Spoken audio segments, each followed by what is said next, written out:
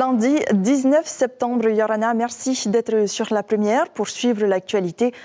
Voici les titres de ce journal. Plus d'un an après sa mise en application, elle est jugée inutile. La loi sur l'obligation déclarative d'un médecin référent, déjà décriée par le syndicat des médecins libéraux de Polynésie, sa suspension ferait réaliser des économies à la CPS. Les habitants des communes rurales et des archipels toujours privés d'eau potable dans leur foyer, un calvaire que subissent certains habitants depuis 30 ans, vous allez le voir. Le processus de décolonisation de la Polynésie de nouveau évoqué à l'ONU. Les élus du Tavini Huiraatira se rendront à New York pour défendre leur position et insister auprès des Nations Unies pour obliger la France à siéger à la table des négociations. Pour en parler, nous recevons ce soir le député de la Polynésie, Temat Eilugaïk. Tahiti en demi-finale des qualifications U19 de l'OFC. Les Tahitiens n'ont fait qu'une bouchée des Vanuatais, mais pour remporter leur ticket pour la Coupe du Monde des U20, les Aito Tauria devront s'imposer face aux Néo-Zélandais. Et nous retrouvons dès ce soir notre rubrique à Aifenwa, Escala Tikehau pour rencontrer Benoît et Antonina Teiho, propriétaires de parcs à poissons, les seuls de l'île qui fournissent encore du poisson chaque semaine. Ces mérites avaient été vantés l'an dernier pour obliger les Polynésiens à déclarer leur médecin traitant. Mais 20 mois plus tard et sans aucun bilan, le gouvernement décide de suspendre la loi sur l'obligation déclarative de médecins référents. Cela fait partie des fausses bonnes idées, ironise aujourd'hui le président du syndicat des médecins libéraux de Polynésie, qui avait déjà décrié cette mesure. Sa suspension permettra notamment à la CPS de réaliser des économies. Le point avec Nicolas Suir et Patrick Sing Sing. Consulter directement un médecin spécialiste, au lieu de passer avant par son médecin traitant, ce ne sera plus sanctionné l'an prochain. Pour le patient, cela signifie payer une fois au lieu de deux et puis aussi gagner du temps, même si ce n'est pas toujours vrai. En passant par le médecin traitant, c'est plus rapide, la prise en charge urgente. Par le spécialiste. Par le spécialiste. Ça, tu l'as vu, ça? Parce que si c'est toi qui passais un coup de fil au spécialiste, ce ne serait pas la même vitesse? Non, ce ne serait pas, non. Ce serait carrément bien, ça nous ferait gagner du temps et ça nous évitera de payer deux fois. J'avais un problème à l'oreille, donc j'ai appelé directement un ORL qui m'a dit qu'il faut aller d'abord voir le médecin, ton médecin traitant, et ensuite à ce moment-là, s'il estime qu'il y a besoin d'aller voir un spécialiste, à ce moment-là, il me fera une ordonnance pour aller voir un spécialiste. Et il s'avère qu'il fallait que j'aille voir un spécialiste directement, donc au final, j'ai payé d'abord mon médecin traitant et ensuite le spécialiste. La convention entre la CPS et les médecins libéraux est en cours de révision. Le statut du médecin traitant devrait évoluer. Le référent restera certainement, mais il y aura beaucoup d'améliorations, notamment lorsque vous voulez voir directement des spécialistes. Ce n'est pas la peine d'aller forcément voir un généraliste et payer deux fois. On verra ça justement dans le cadre de la convention. Le docteur Bondou s'était battu contre la mise en place du médecin traitant en 2018. Car si c'est une bonne chose qu'il centralise les données médicales des patients, cela ne doit pas devenir un carcan administratif et une perte de temps. Il rappelle que la mesure était destinée à la France métropolitaine et pas adaptée à la Polynésie. Pour une fois qu'on revient un petit peu en arrière sur une loi qui semble ne pas montrer ses effets, c'est bien. Mais on s'en rend compte en métropole, c'est une loi qui n'a fait faire, ou un principe qui n'a fait faire aucune économie en métropole. D'ici au 1er janvier 2024, le gouvernement, les praticiens de santé et la CPS s'engagent à réviser les modalités réglementaires pour simplifier les formalités administratives. Et sachez que la loi du pays annulera les pénalités réclamées par la CPS depuis le 1er janvier 2021 pour non-respect tant des obligations déclaratives que du parcours de soins coordonné. Avoir de l'eau potable dans son robinet en Polynésie, presque un privilège pour certains. Sur 1514 prélèvements effectués, 10 communes seulement sur 48 distribuent de l'eau potable. Les villes rurales sont toujours à la traîne. Exemple à Tayarapu Est où des investissements ont tout de même été engagés. Les détails avec Rowan Potoru et Patita Savea. 31 ans déjà que Mireta vit sans eau potable. Impossible de boire au robinet, elle est impropre à la consommation. C'est encore pire par temps de pluie. J'achète les bouteilles d'eau. Oui, j'aime pas boire le café de l'eau robinet, non. Même des fois quand je fais mon mail, je prends la bouteille d'eau. Autre souci également pour Mireta, le nettoyage du linge de maison.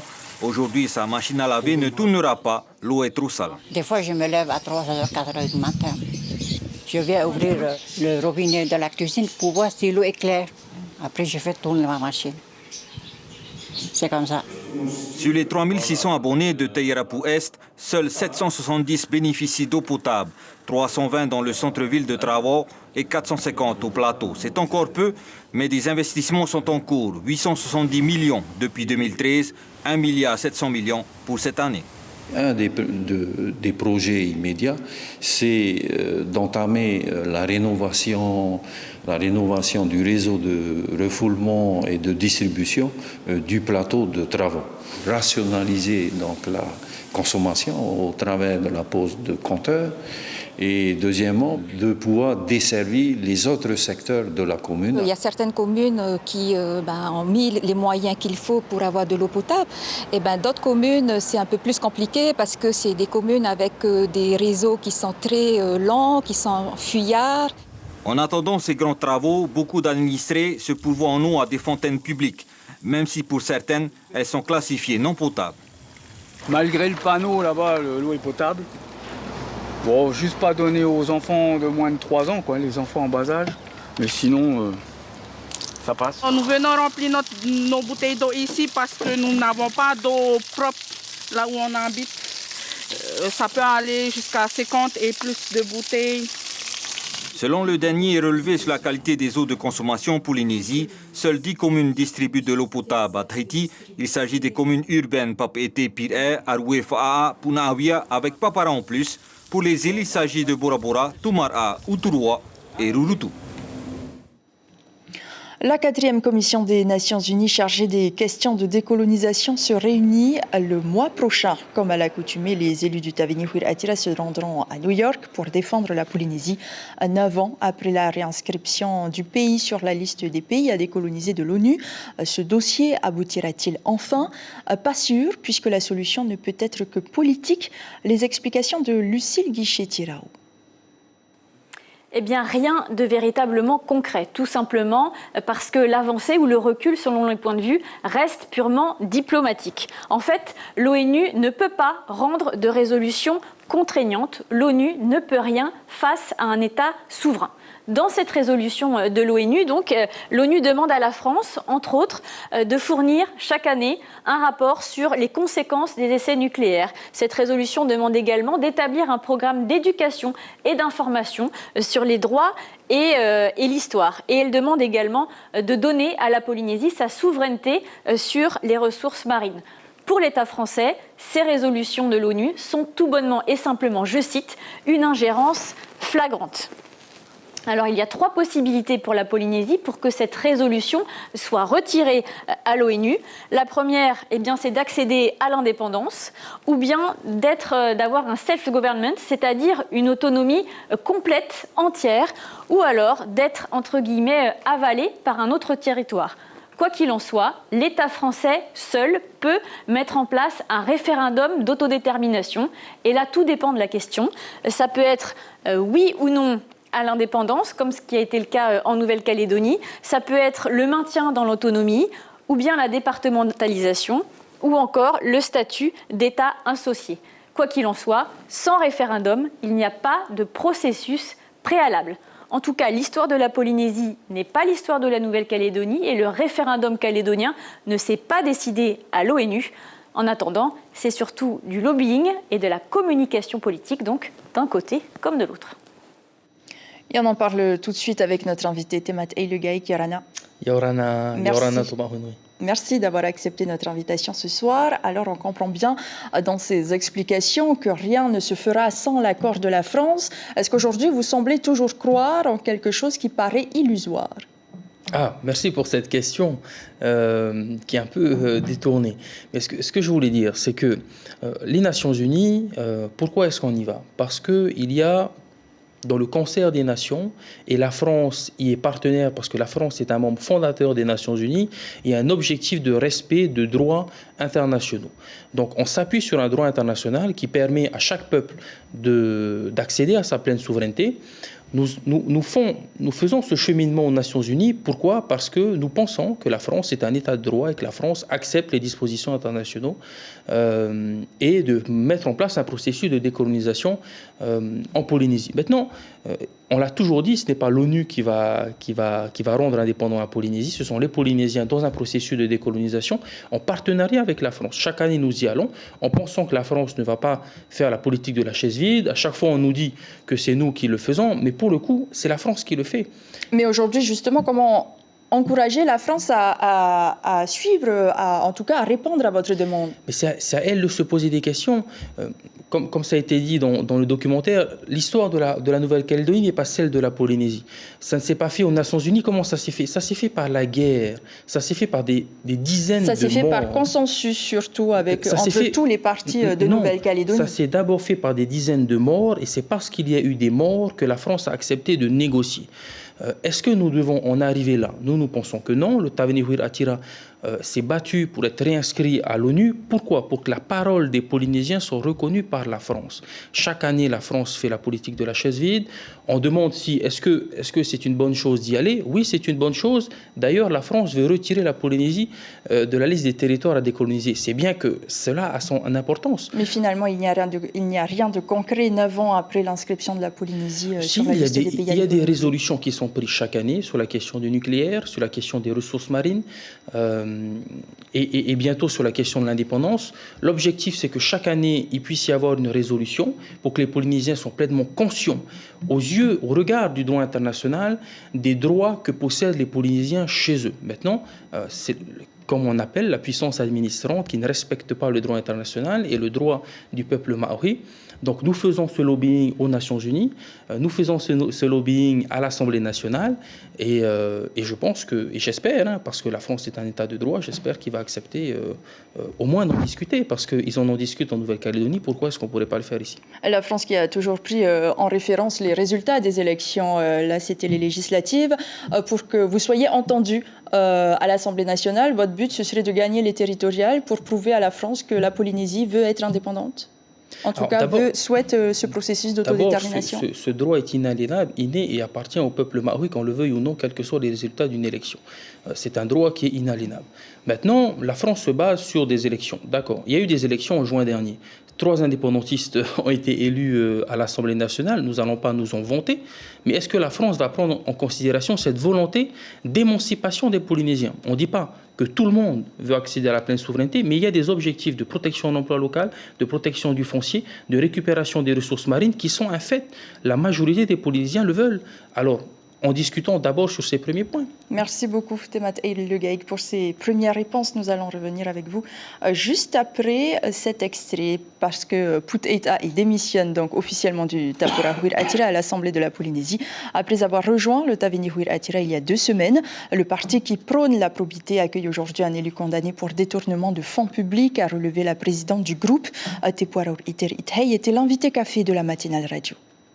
Je vais vous l'annoncer en exclusivité. Put Eita aujourd'hui même démissionne du Tapura Huir Atira et est accueilli à bras ouverts par le Taveuni Huir Atira, qui pourtant prônait la probité et l'exemplarité et plein d'autres choses. Mais enfin bon, voilà.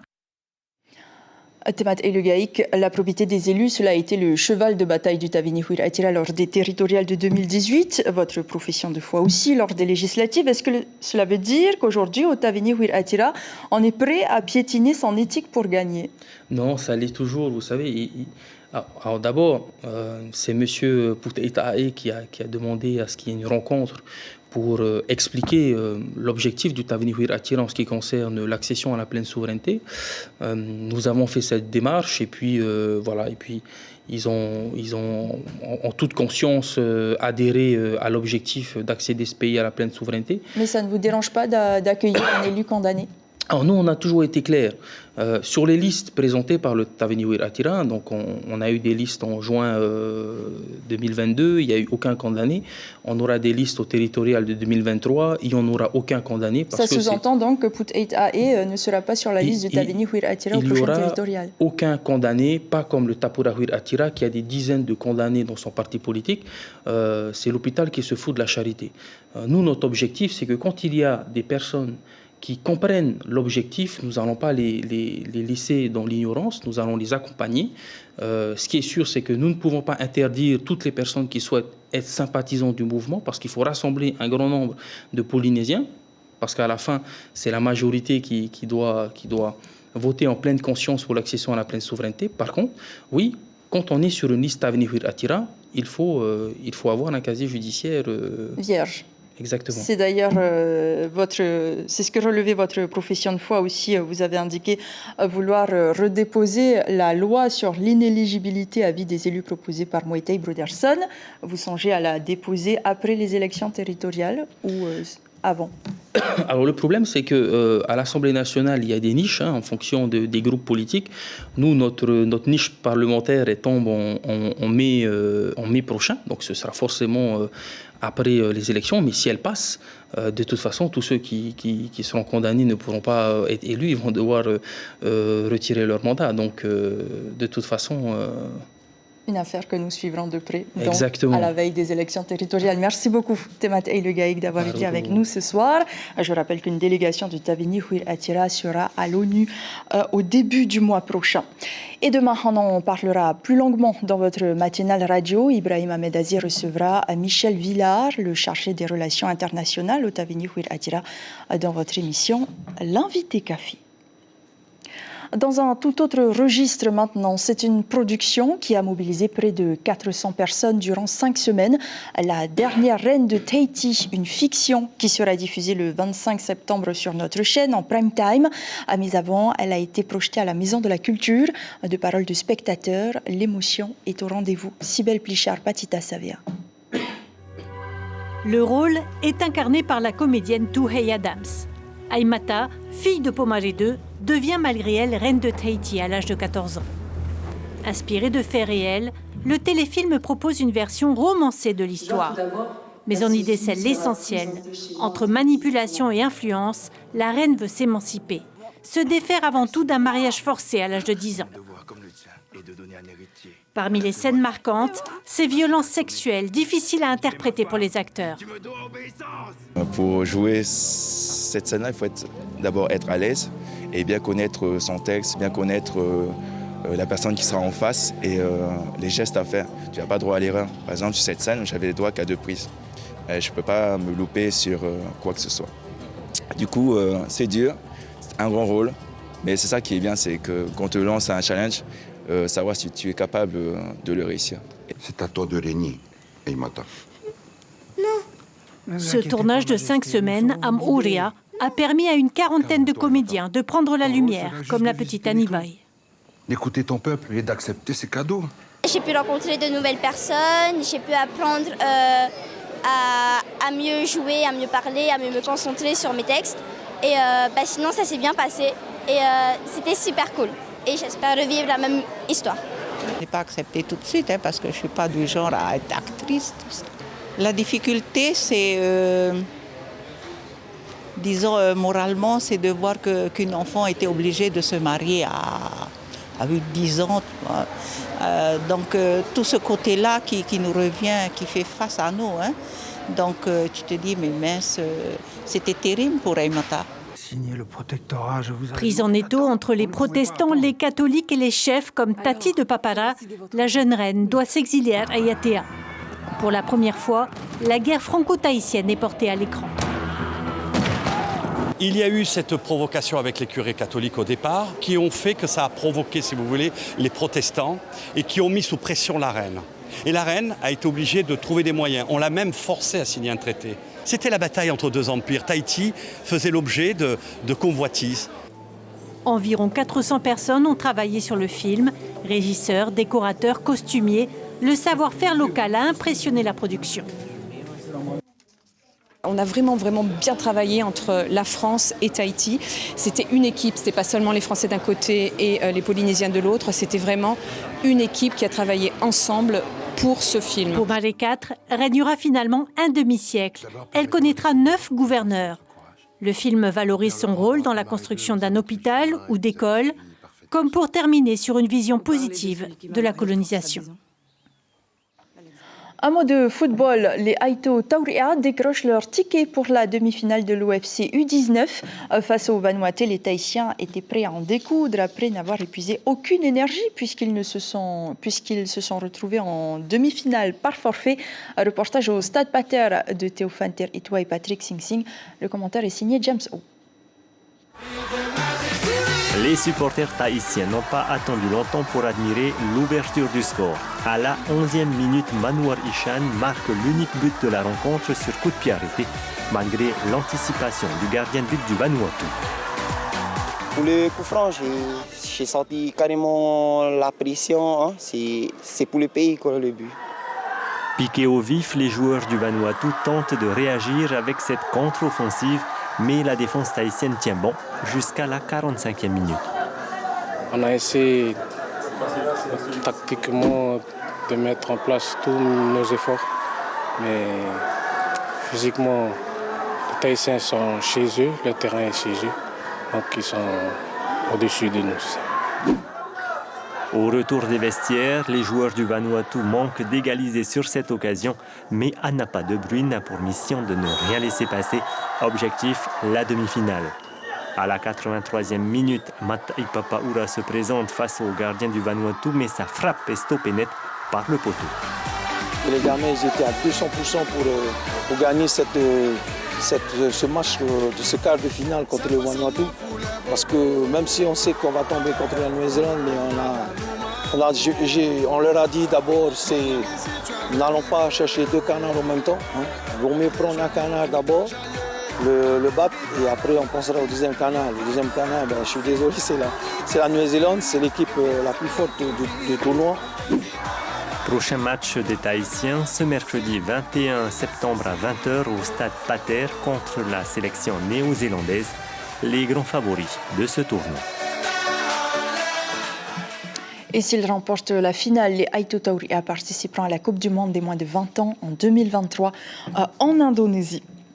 Et enfin, notre Aai Whenua nous emmène à Tikehau. Ce soir, nous allons à la passe de Tuheiava, la seule de l'atoll où transite une multitude de poissons lagonaires. Benoît et sa compagne Antonina y vivent et entretiennent un parc à poissons. À chaque semaine, ils ravitaillent le village, mais aussi la goélette. Voici leur portrait avec Maruki Turi.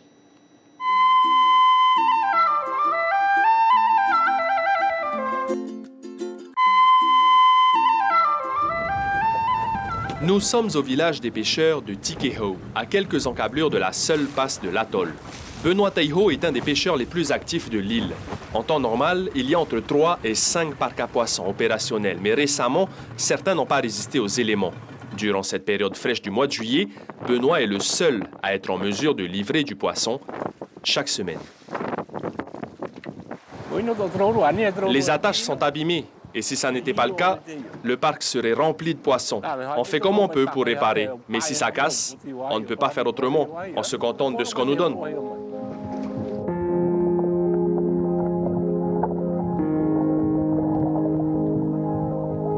Capturer le poisson dans le parc n'est pas une mince affaire. Mais Benoît a l'expérience nécessaire pour le faire, même sans palme. À l'intérieur de l'enclos, il choisit ses bancs de poissons et positionne sa nasse.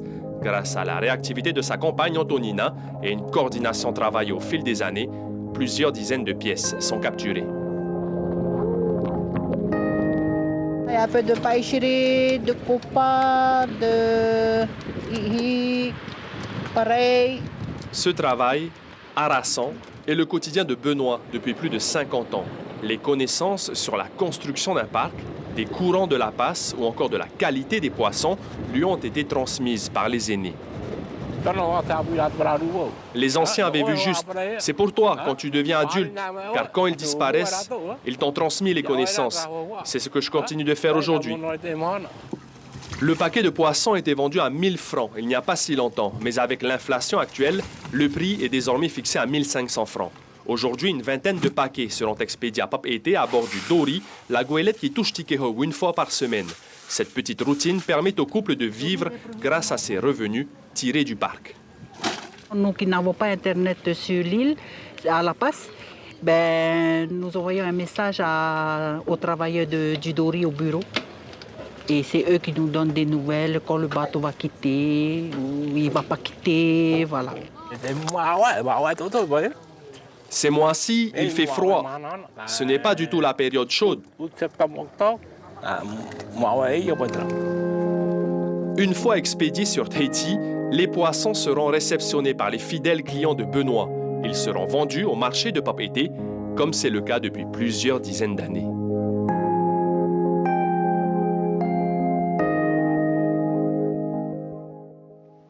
C'est la fin de ce journal. Nous retiendrons cette information pour ce lundi soir. La qualité de l'eau de consommation n'est pas homogène partout en Polynésie. 10 communes sur 48 distribuent de l'eau potable sur l'ensemble de leur territoire. Un calvaire pour certains habitants depuis 30 ans, vous l'avez vu, à l'exemple de ceux de Tairapou-Est, qui est la commune qui a investi malgré tout des millions de francs pacifiques pour répondre à cette obligation. À la une de votre quotidien, demain, Tahiti Info titre sur ce rapport de la Chambre territoriale des comptes qui, pour la première fois, a examiné les subventions accordées aux associations entre 2016 et 2021. Il s'avère que 10% d'entre elles se partagent la moitié de l'enveloppe globale.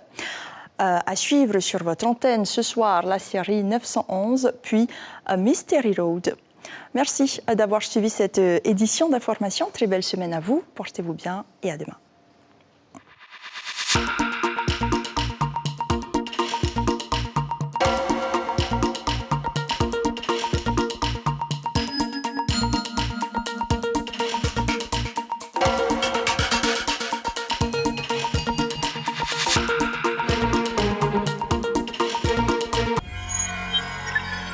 Retrouvez ce programme en replay sur notre site internet. L'information en continu sur Polynésie la première, internet et réseaux sociaux.